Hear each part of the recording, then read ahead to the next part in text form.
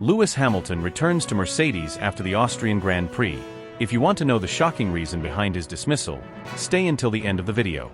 Just moments after the dust settled on the chaotic and emotionally charged Austrian Grand Prix, a thunderous confrontation erupted inside the Ferrari garage, one that would shatter the illusion of unity within the team and trigger a chain of events so explosive it sent tremors through every corner of the Formula One paddock. Beneath the corporate veneer and staged post-race interviews, a full-blown internal implosion had occurred. What began with a split-second decision at the race start spiraled into an open war of words between two titans of the sport: Lewis Hamilton, the seven-time world champion seeking redemption in red, and Charles Leclerc, the Monégasque golden boy desperate to prove this was still his team. Two elite drivers, two massive legacies colliding under one banner, and only one would survive the fallout. The race itself had started with all the ingredients for a high-stakes drama. The grid was packed tight, tensions were high, and the atmosphere around the Ferrari pit wall was electric but brittle. Hamilton lined up just behind Leclerc, the two Scarlet machines adjacent, both poised to launch toward the sharp, unforgiving turn 1. As the lights went out, Leclerc's reaction time was clinical. He surged forward, steering marginally to the left, not reckless, not illegal, but just aggressive enough to squeeze Hamilton and compromise his path. Hamilton had anticipated a textbook launch and committed to an outside trajectory, aiming to outdrag his teammate. What he didn't predict was the abrupt narrowing of space. He was forced onto the sausage curbs, bouncing violently, losing traction, and immediately falling back into the jaws of the midfield predators behind. The damage wasn't mechanical, it was psychological. The forced liftoff disrupted his momentum, dropped his tire temperatures, and placed him behind slower cars with less aerodynamic turbulence. The rhythm, essential for tire preservation and battery deployment strategy in the early laps, was gone. Hamilton's radio went silent for nearly 3 laps. When he finally spoke, his voice was clipped, cold. Was that really necessary from Charles? His engineer responded with vague neutrality: "Copy, we'll review." But the message was clear. No team orders had been issued. No warnings were given. In Ferrari's eyes, it was hard racing, nothing more. But inside Hamilton's helmet, it was the final insult in a season full of broken promises. For months, he had swallowed frustration, waited patiently, backed the team publicly, and played the diplomat. But now, he felt alone. Betrayed not only by a teammate who had made a selfish move, but by a team that didn't even acknowledge the cost of it. He felt abandoned in a fight he was promised he wouldn't face alone. When the race concluded, Hamilton crossed the line in a dismal position, a result that bore no reflection of his effort, only of internal dysfunction. Leclerc, too, had faded as the race progressed, the car's inconsistent balance and strategy errors once again sabotaging their performance. But while the garage appeared calm from the outside, what was brewing within its walls was anything but. Hamilton didn't exit the car with his usual calm. He remained strapped in for over a minute, his visor still down, shoulders heaving with rage he was trying to contain. When he finally stepped out, he refused the water bottle, didn't respond to mechanics, and walked briskly past the Sky Sports pit reporter calling his name. The data engineers waiting at the telemetry desk were ignored. He walked directly into the technical room, where Charles Leclerc had just entered, chatting casually with his performance engineer, unaware of the storm heading his way. The door slammed behind Hamilton. The silence in the room shattered as he launched into a scathing tirade. "What the hell was that at the start?" he demanded, his voice low but seething. Leclerc, caught off guard, turned, brow raised, and offered a slight shrug. "I defended my line," he replied casually. There was space. That nonchalant response only poured gasoline on the fire. "You defended into me, Charles," Hamilton snapped, now stepping forward. "You didn't just hold the line. You forced me off it. That's not racing, that's sabotage. You compromised both of our races and the team said nothing." Leclerc crossed his arms, his voice rising just enough to draw the attention of engineers on the edge of the room. "I started ahead. I had every right to defend. You chose the outside. That was your risk, not mine. Don't pin your bad start on me." The argument escalated quickly, each cutting the other off, volume rising. Words like respect, team, and trust were thrown around, not as ideals, but as accusations. Leclerc accused Hamilton of playing victim. Hamilton accused Leclerc of selfishness. The engineers stood frozen, glancing nervously at each other, none daring to intervene. Finally, Hamilton turned to one of the senior race engineers and asked point-blank, "Did anyone tell him not to squeeze me?" The response was silence. And that silence said everything. The aftermath was swift and surgical. Hamilton skipped the official Ferrari debrief.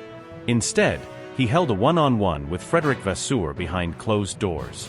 Those familiar with the conversation said Hamilton was calm, but unyielding. He outlined in brutal clarity his belief that the team lacked strategic unity, driver discipline, and the authority to enforce internal fairness. He made no ultimatums. But he made his position known. If Ferrari continued to operate like two solo campaigns in one garage, he wasn't going to sacrifice his legacy for their dysfunction. Behind the scenes, the fallout was immediate. Ferrari PR scrambled to issue a neutral press release. Team orders were quietly discussed for future races. The team psychologist, often invisible, was now involved. Media asked questions, but were deflected. The drivers had a private conversation, Vasseur said flatly. "We move on as a team." But they weren't moving on. Not really. Hamilton's management reignited old conversations.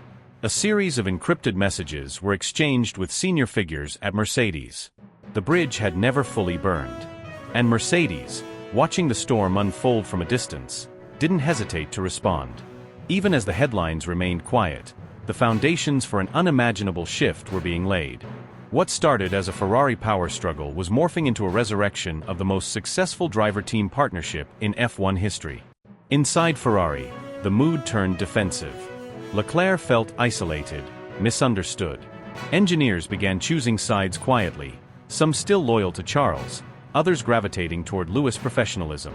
Performance meetings became colder, less collaborative. Every conversation was suddenly political. Hamilton, always composed in public, grew more distant in private. He stopped attending full team dinners. He adjusted simulator schedules to train alone. He answered questions with fewer words, fewer smiles. Austria hadn't just exposed a rift, it had split Ferrari into two psychological camps. The world wouldn't know it for weeks, but the beginning of the end had already arrived. Hamilton was no longer looking for improvement within Ferrari. He was exploring how to exit with dignity and impact. Mercedes was already drafting contingencies. Conversations were happening at executive levels, involving sponsors, logistics, timelines. No announcements were made, but the gears had started to turn. When Hamilton left the paddock that Sunday night, he didn't speak to Leclerc again. He didn't attend the internal team wrap-up. Instead, he left the circuit alone, with only his manager and a single suitcase. He didn't post on social media. He didn't respond to journalists. But those close to him knew he wasn't defeated. He was preparing. Not to survive the chaos, but to outgrow it. And this time, it wasn't about the car, or even the wins. It was about control. About direction. About legacy. And he had already chosen his next move.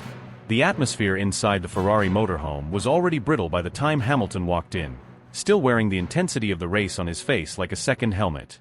Every step he took echoed with unspoken fury. The room, filled with engineers, strategists, and a handful of mechanics, seemed to shrink around him. Conversations halted mid-sentence.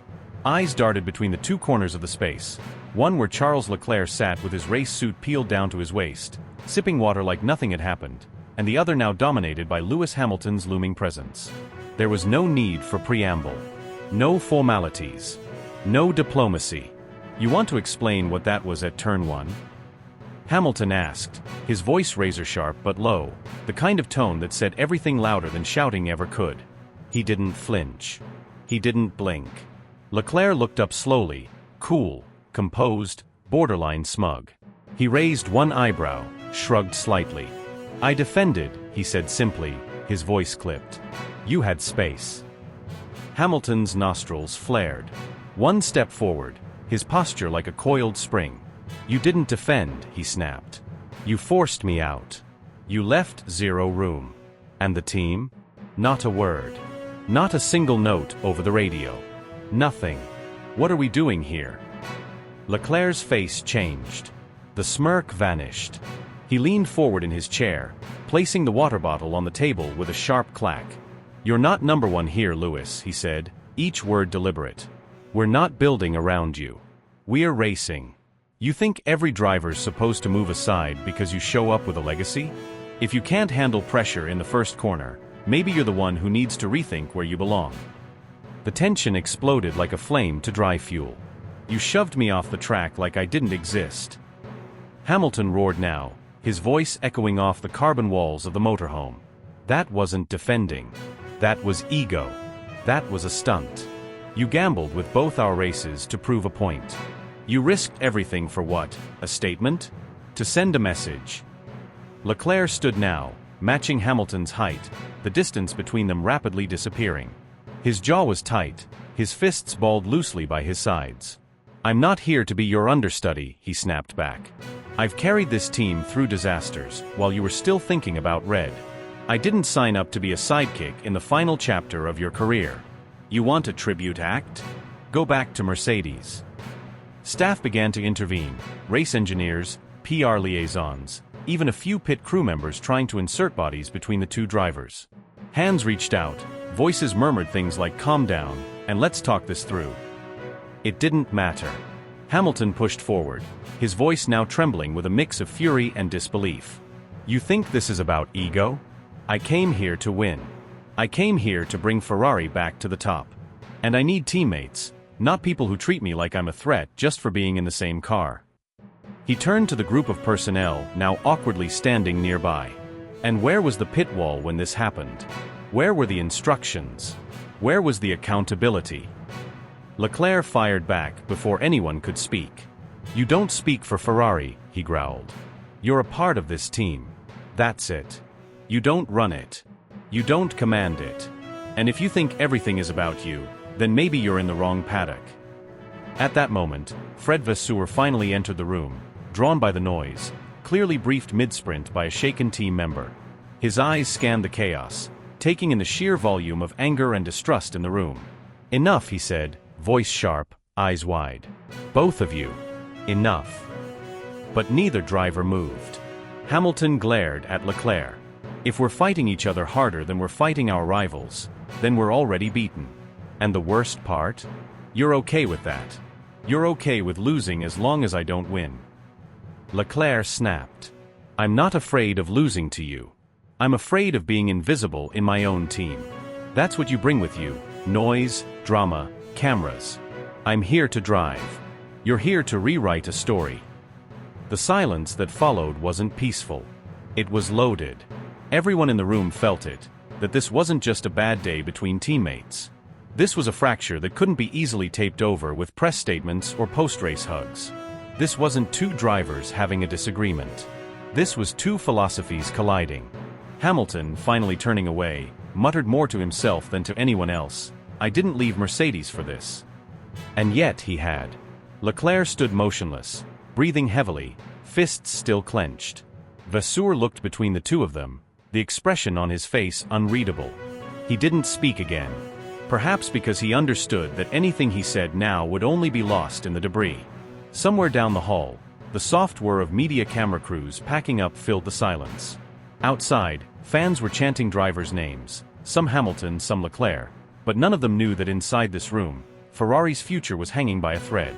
Back in the garage, engineers pretended to work, staring at screens with data they could barely focus on. Across the paddock, whispers had already started. Something had cracked at Ferrari. And everyone would know by morning. That night, long after the paddock had emptied and the media vans had driven off into the Austrian countryside, Lewis Hamilton sat alone in a dimly lit hotel suite perched above the still waters of Lake Fushel, the heavy silence pressing in around him. The room was elegant, meticulously designed, but its serenity clashed with the turbulence inside his mind. The glass of water on the nightstand sat untouched. His racing boots were still near the door, unlaced, where he'd left them after returning from a day that had peeled open frustrations that had been building quietly for months. The soft glow from the television screen reflected against the glass wall that overlooked the rolling hills and black surface of the lake. But Hamilton wasn't watching. He was lost in thought, staring past the screen, into the distance, into the past, and into the weight of decisions that now felt heavier than ever. His phone lay on the table beside him, face down. But the moment had been approaching for hours. He picked it up, unlocked it, and scrolled slowly through his contacts. Names of people he'd known for years, names of people who had once formed the foundation of his professional life. His finger stopped on one. The name didn't need a photo. It was etched into his memory like an anchor.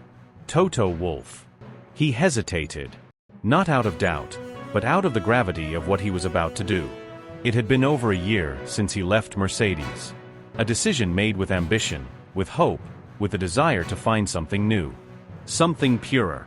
But in that hotel room, under that sky, it no longer felt like ambition. It felt like distance from everything he used to trust. With one final breath, he tapped the call button. Toto, Hamilton said immediately after the line connected. His voice was steady, but there was something buried beneath it. Something raw. Wolff's reply came without delay. Calm. Sharp. Where are you? Schloss Fuschel. Room 602. I need to see you. Tonight. There was no need for further explanation. The years they'd spent building, breaking, rebuilding, those years spoke for themselves. I'll be there, Wolff said. And hung up. Exactly 84 minutes later, a black car pulled quietly into the private access road near the hotel. No fanfare. No headlights. No entourage.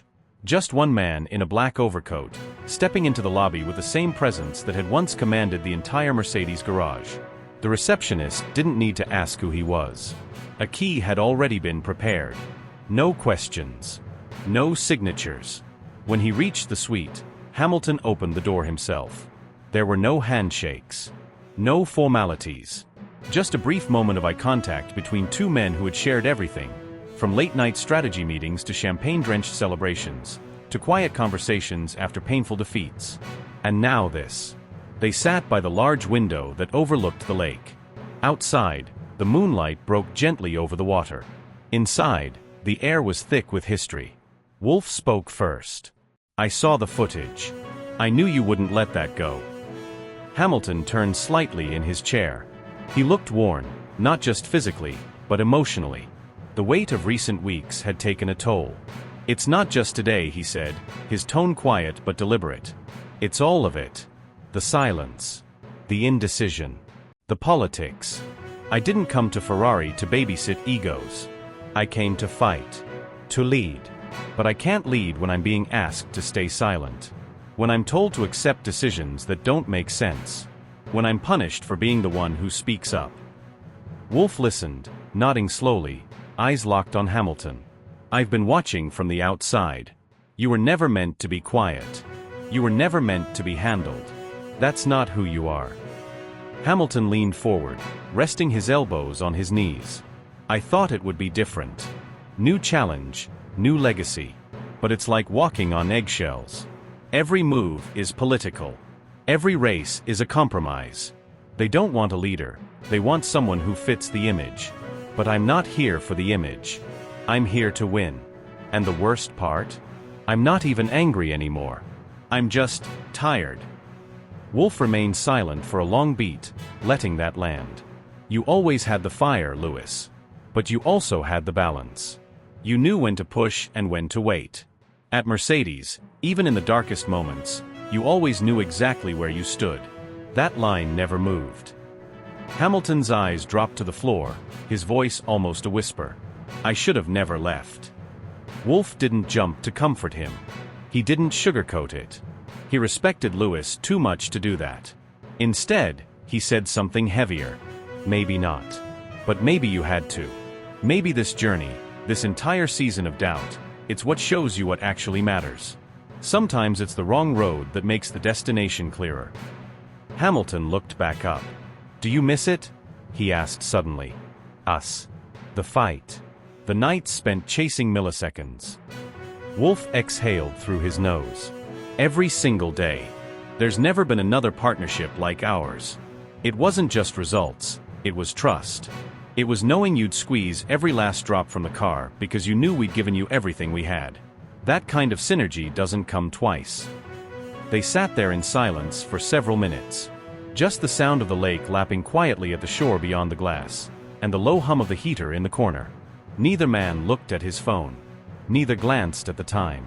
For once, they weren't racing against the clock. Hamilton finally said, I don't know what comes next. But I do know this, I'm not done. I've still got fight in me. But I need to be somewhere that believes in that fight. Somewhere that lets me be me. Not the brand. Not the symbol.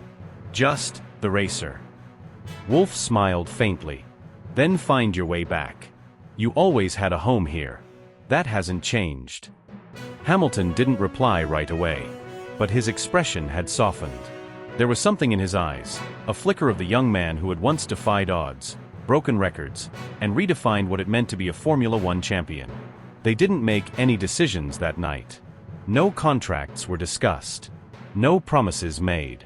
But as Wolff rose to leave, Hamilton stood with him, and they shared a brief, unspoken nod, one of mutual respect, of something unfinished. As the door closed softly behind Toto Wolff, Lewis stood alone once more in the dim light of room 602. But this time, he didn't feel lost. He felt ready. What came next, only time would reveal. But one thing was certain, the fire was back. And when Hamilton's fire returns, the entire sport feels it. They stayed in that room far longer than anyone had planned. Hours passed unnoticed, clocks ignored, the outside world muted by the heavy soundproofing of the private suite deep inside the Mercedes compound. The conversation wasn't hurried. It flowed like the final laps of a classic Grand Prix, patient at first, then building with intensity, changing tones, diving into sharp corners of emotion, accelerating toward truths that had been buried beneath years of rivalry, silence, and unresolved ambition. The air between them carried the weight of shared history. Lewis Hamilton and Toto Wolff weren't just discussing strategy or contracts. They were navigating the crossroads of legacy. Everything between them had once been unbreakable. 7 world championships, countless nights spent chasing fractions of seconds, weathering defeats and conquering eras. But after Hamilton's departure, something had been left unfinished. Neither of them had said it aloud before, but it now hung in the space between them, unspoken but undeniable. It wasn't just about returning. It was about rewriting the ending. Hamilton wasn't interested in nostalgia. He didn't come to relive glories or to sip champagne in farewell parades. He made that brutally clear within minutes. "I'm not here to wave goodbye," he said, his tone sharp but calm. "I'm not doing a lap of honor for the crowd. I want to race. I want a car that lets me fight. I want engineers who don't just hear me, they respond. I'm not just a brand. I'm a weapon. And I'm not done." It wasn't arrogance. It was truth. And Wolff knew it. He had seen that same fire in Hamilton's eyes back in 2013 when they first shook hands in Brackley. And it was still there now, only more refined, more urgent. This wasn't a man chasing comfort. This was a driver ready to burn again. Wolff leaned forward, shoulders squared, voice direct. "We've never stopped building for you. The door was always open. George has grown into a contender. The garage is sharper. The hunger's back. We've got a new floor, new rear wing, updated diffuser. Silverstone is going to be a different beast. You won't return to what you left. You'll come back to a team that's built to bite again." Hamilton listened intently. Not blinking. Not flinching. This wasn't a sales pitch. This was honesty. Finally. They moved from broad vision to specifics, race-by-race expectations, simulator access, engineering control, flexibility in feedback loops, the reshaping of internal team dynamics. Hamilton didn't want to be treated like a returning hero. He wanted to be treated like an apex predator. "I'm not a figurehead," he said quietly. "I'm still a threat. If you're ready to build around that, I'm ready to drive like it." And beneath the strategic language, the unspoken emotion began to rise. Wolff admitted mistakes. Hamilton acknowledged missed signals. They both knew time had passed, and that it had changed them. But change wasn't the enemy. Stagnation was. And neither of them had any interest in standing still. That night didn't end with signatures. It ended with understanding. The paperwork could wait. The intention was already written between them. This was happening. The very next morning, while the rest of the F1 world was still spinning from rumors and leaks, Mercedes' internal legal unit quietly met with Hamilton's representatives in a secluded boardroom on the outskirts of Stuttgart. It was the kind of building with no signage, with security systems more suited to a defense contractor than a racing team. Behind sealed doors and fully blacked-out windows, the final terms were reviewed line by line. The file was labeled simply, LH Return 2025. It was both subtle and explosive in implication. The contract was meticulous.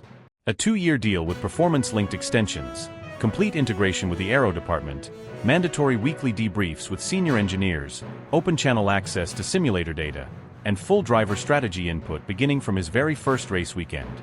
There were lifestyle clauses too, built around the global commitments Hamilton carried as an icon, not just a competitor.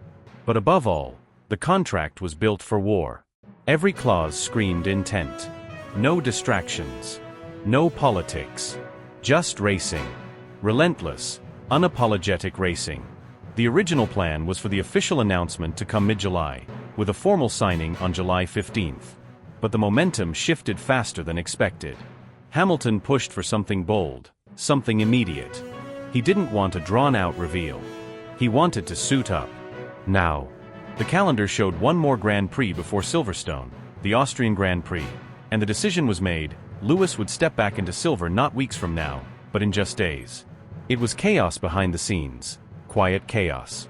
Custom race suits had to be designed overnight. FIA registration had to be expedited. Media protocols, travel logistics, chassis modifications to fit Hamilton's preferences, all fast-tracked under total secrecy. The team at Brackley moved with silent urgency. They weren't just preparing for a return. They were preparing for a resurrection. As engineers made adjustments to W15 chassis number 3 to accommodate Hamilton's driving posture, slightly different from Russell's, his personal trainer was already coordinating telemetry-based training simulations. Meanwhile, his performance analyst was running through data from the past 5 races, highlighting vulnerabilities in Red Bull's race pace during high degradation phases. Hamilton wasn't just planning a comeback. He was dissecting the grid. At the same time, whispers leaked through the paddock. People noticed the change in Wolff's demeanor. Journalists began picking up shifts in Hamilton's public tone. George Russell had been briefed early, privately respectfully, and had responded with a short message, "Let's push each other." The dynamic between the two was already being studied, but Hamilton didn't care about narratives. He only cared about grip, balance, strategy, speed. Back at the factory, silence was replaced by urgency. Mechanics began double shifts. Aerodynamicists pulled archived data from 2020 to 2021 setups that suited Hamilton's style. The simulator team installed a fresh Hamilton overlay onto the car model. Everything was happening fast. But everything was happening right. When word finally broke, leaked by an overzealous sponsor contact during an innocuous Zoom meeting, the internet exploded. Social media melted into madness. Headlines screamed, "Hamilton back with Mercedes." Fans were stunned, rivals caught off guard, and the paddock thrown into a tailspin. But while the world was gasping, Lewis was already back in the garage, suited up, visor down, head low. He wasn't there for nostalgia. He was there for war. Every clause was dissected. Every line of fine print was examined under a microscope.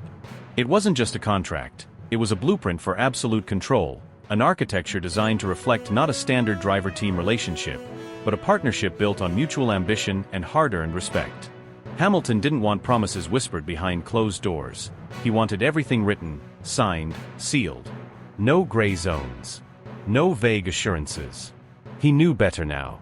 After years of political maneuvering, championship heartbreaks, and watching decisions made in backrooms dictate the course of seasons, he wasn't about to step back into anything less than total alignment with his vision. What he requested wasn't typical. It wasn't modest. But it wasn't ego either. It was clarity, something he had learned to demand after being let down when the stakes were highest. Unfiltered access to simulator telemetry across both factory and trackside ops.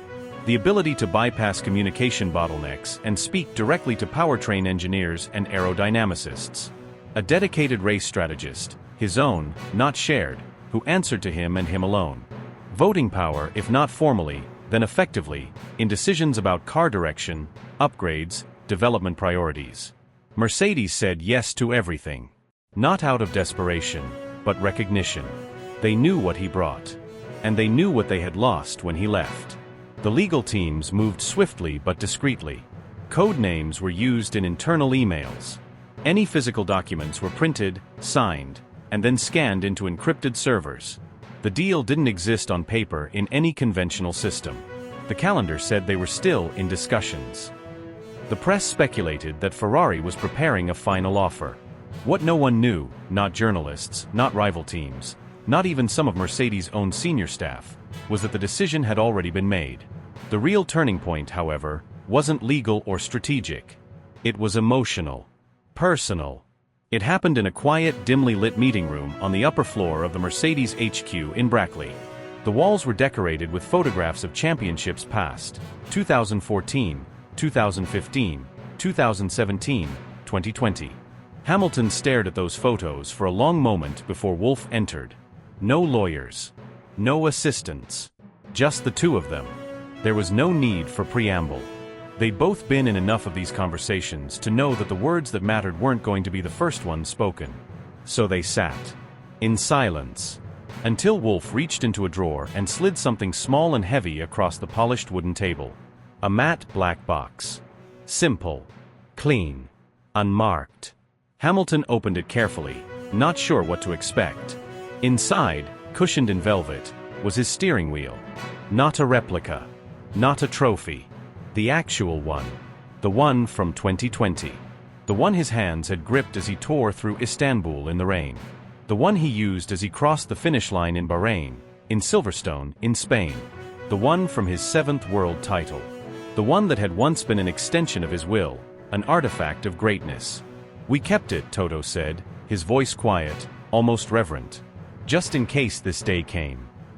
For a moment, Hamilton said nothing. His fingers rested on the rubber grips. He turned the knobs instinctively, muscle memory kicking in like he'd never left. The silence stretched, but it wasn't empty, it was electric. Everything that had come before, every victory, every scar, every controversy, condensed into that one object. It was a symbol, not of the past, but of unfinished business. He looked up. And for the first time in days, after weeks of negotiation, tension, betrayal, and calculation, he smiled. "Guess it's time to come home." And just like that, the deal wasn't just done, it was real. Emotional. Irreversible. While the two men remained seated, the ripple effect of what had just occurred was already beginning to take shape. In an adjacent room, Hamilton's new/old race engineer was reviewing years of archived radio communications, refreshing himself on preferences, shorthand, code words. Down the corridor, factory staff were alerted of a pending announcement under the highest possible level of confidentiality. Simulation staff were given updated driver profiles to run overnight. Even the paint shop had been contacted to pull up his original helmet color integration with the 2021 livery, in case a rebrand was necessary. Back in Maranello, however, the story was wildly different. Ferrari's upper brass had no inkling that the storm had already landed. At that very moment, in a glass-walled boardroom above the design department, senior executives were reviewing what they believed was a final proposal to extend Hamilton's deal. A performance clause tied to wind tunnel output. A bonus structure linked to podiums and title contention. They even discussed offering joint branding rights for a Hamilton x Ferrari lifestyle collection, a global PR play they believed would sweeten the deal. Not one person in that room knew it was already over. The Scuderia's communications director had even drafted a teaser post for social media, scheduled to go live in 5 days, a slow-motion montage of Hamilton's Ferrari moments with a cryptic caption, "The journey continues." It never saw the light of day. Because within 48 hours, they received word, not from Hamilton himself, but through a single brutally short message from his management team. Contract not signed. Lewis will not be returning to Ferrari. The silence that followed in that room was suffocating. Anger. Shock. Confusion. And then, realization. They had been played. Outmaneuvered. Their own future driver, whom they believed was on the verge of committing to their red dream, had not only walked away, but walked straight back into the arms of the team they thought he had closed the door on forever. In the paddock, rumors began to leak. A sudden flurry of scheduling conflicts. A cancelled Ferrari media day. Hamilton's PR team going radio silent. A cryptic Instagram story showing a steering wheel, just the buttons, blurred slightly, but unmistakably Mercedes. Some thought it was a bluff. Others insisted it was real. But the real confirmation would come soon. Very soon. Because in Formula One, secrets don't stay buried for long. And when this secret finally erupted into the public domain, it wouldn't just shift the headlines. It would shatter them.